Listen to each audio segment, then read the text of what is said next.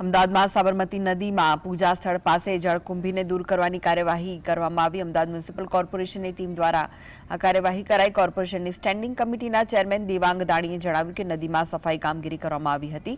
આ પછી નદીમાં પાણી છોડવામાં આવ્યું, જેમાં જળકુંભી તણાઈને આવી હોવાનો કોર્પોરેશનના સત્તાધીશોએ દાવો કર્યો।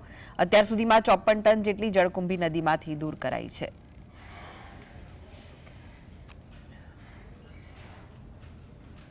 આવતીકાલે 11 તારીખે ભગવાન જગન્નાથજીની જલ યાત્રા નીકળવાની હોય ત્યારે વાત કરવામાં આવે કે ઇરિગેશન વિભાગ દ્વારા નર્મદા નિગમ દ્વારા પાણી છોડવામાં આવ્યું છે।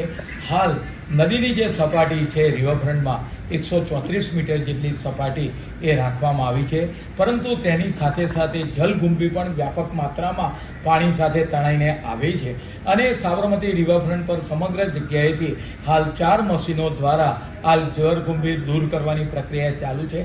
54 ટન જેટલી જલકુંભી હાલમાં દૂર કરવામાં આવી છે। હવે અંતિમ ફેઝમાં જે જગ્યાએ જ્યાં જલયાત્રા આવતીકાલે નીકળવાની છે તે જગ્યાને હાલ સાફકરણ કરવાની પ્રક્રિયા હાલમાં ચાલુ છે।